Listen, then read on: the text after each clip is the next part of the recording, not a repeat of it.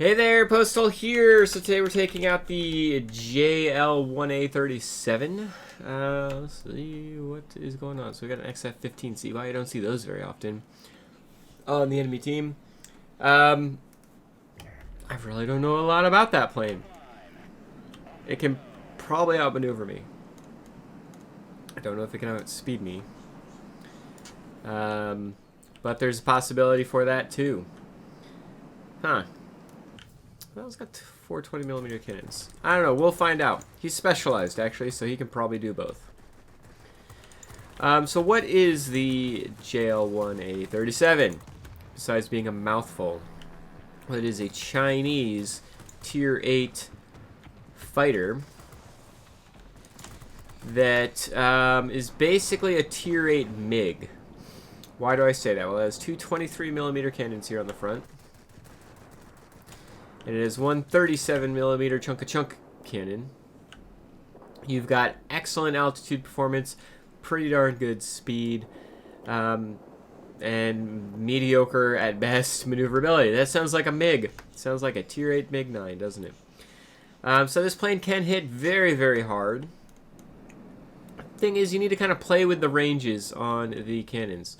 So keep in mind the 37mm cannon overheats incredibly quickly, but it also has very, very short range on the 37mm cannon. So you'll notice that I typically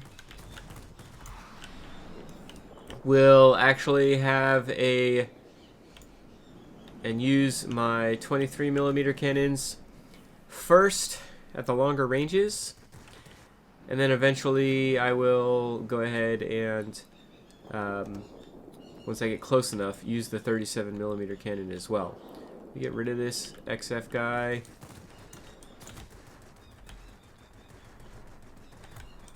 There we go. For all I know, oh no, no, no, no, no! He knocked out my engine. Oh, flip a dip. I literally just put the engine cooling on. So within 2,000 feet, I feel comfortable using the 37mm cannon. Outside that threshold,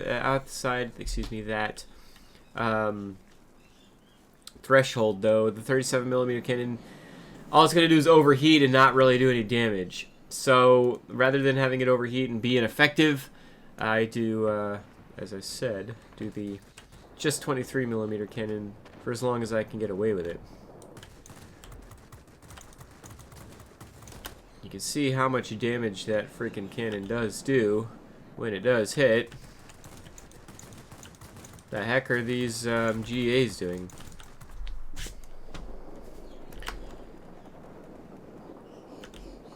A little bit higher than I would recommend them going, but who am I to tell them what to do? How do we keep losing freaking people, man? This sector should have been ours, and yet we keep having people die in the sector. Oh, hello. You're a lot closer than I realized you were. Still overheated my cannons. We've got to watch out for that guy there. Try to boost away if we can. Which it looks like we can. So let's do that. I've got my engine cooling going as well. He's got his wing knocked out, so he should be able to outmaneuver him.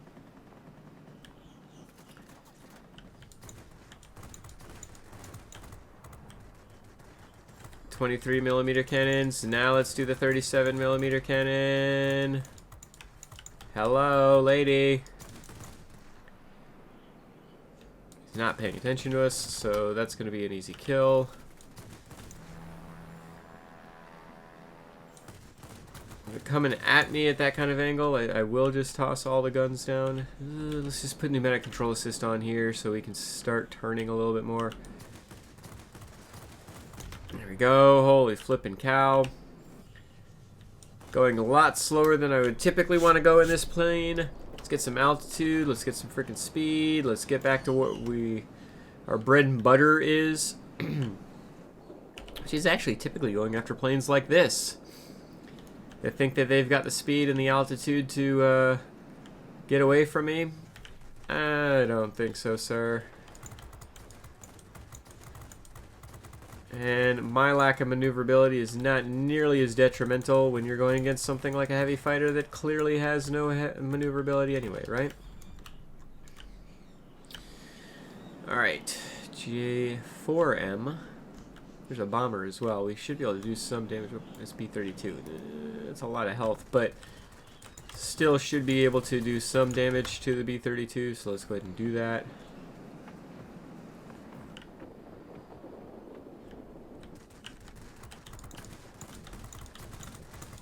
Tappity tap here. We are not just holding down the cannons because we will overheat the cannons way too quickly if we do that. This might not be a good idea, actually. There we go. Yay. Yay. Oh, no. JU-288A. Just barely outside of our range of 23mm cannons. So let's go ahead and just kind of tap these cannons. Now we can get the 37mm cannons in there. Let's head back to the center. We're up by only 50 capture points, so we definitely need to be continuing our push here. Actually want to go for this doe. Really, he's moving away from everything, it seems like.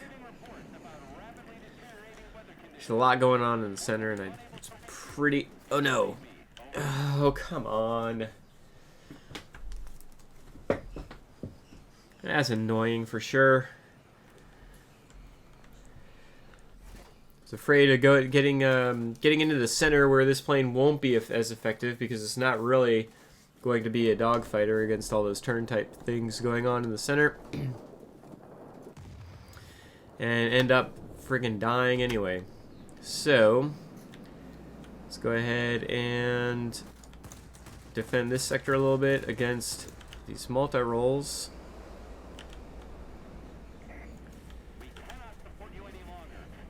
Alrighty.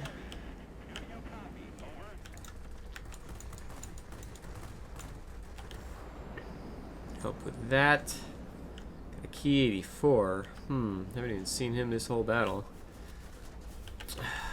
This freaking Tempest just will not leave me alone. So I guess we've got to not leave him alone.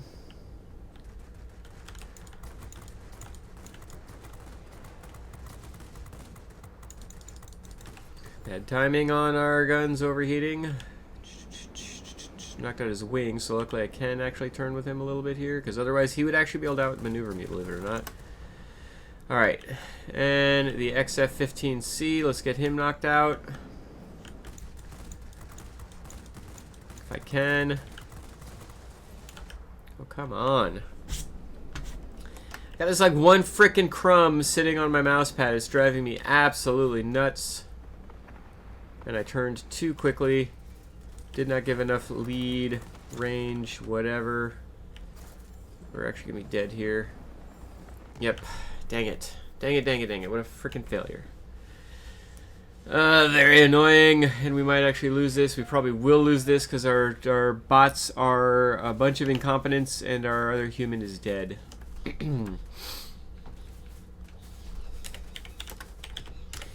So at the end there, I turned too tight. I didn't give myself more lead, basically. I needed to go farther away and then turn around. Instead, I just set myself up for failure there.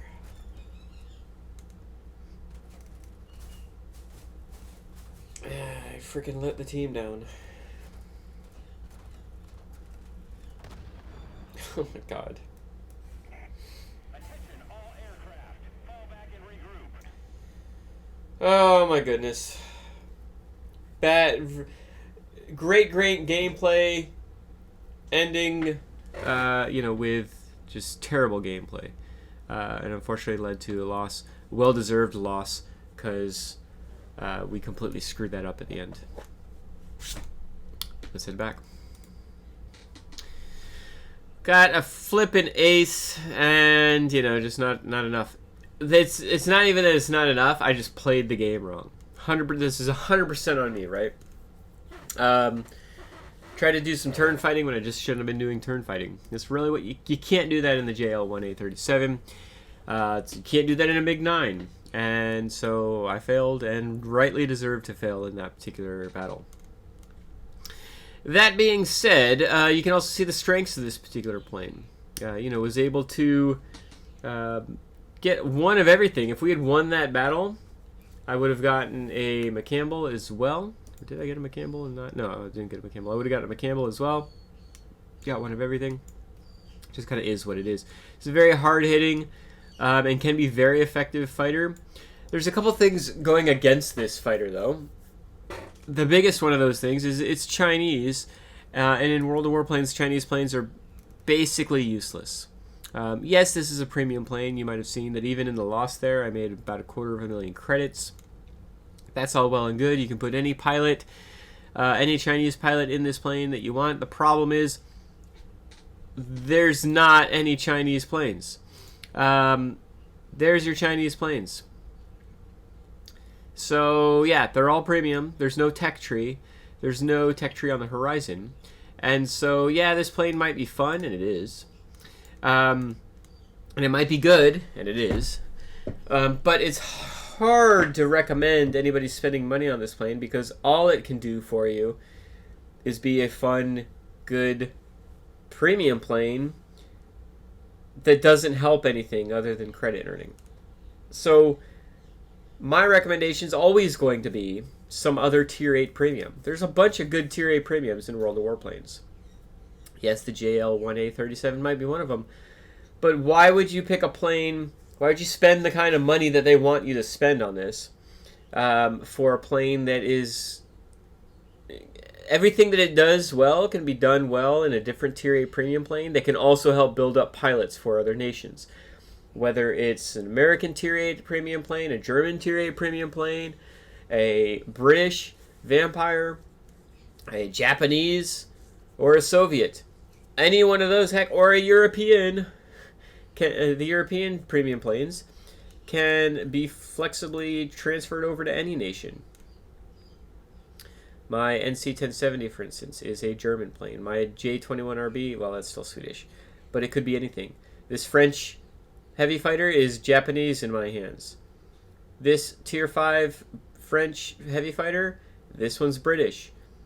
And so, the Europeans can be changed to anything. The Chinese can't be. And so, for all the good things that this plane does, it's still hampered by the fact that your pilot is going nowhere.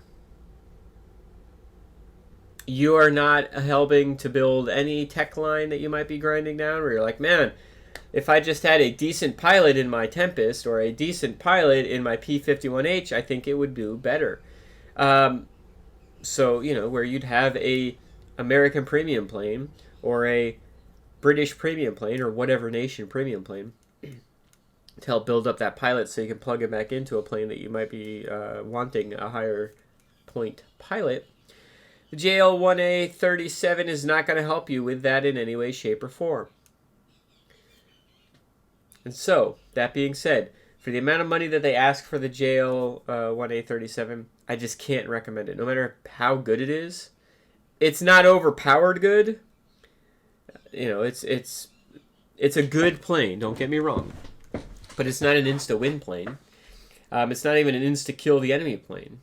To be honest, was a little bit surprised that XF-15C didn't do more against me, but it is what it is.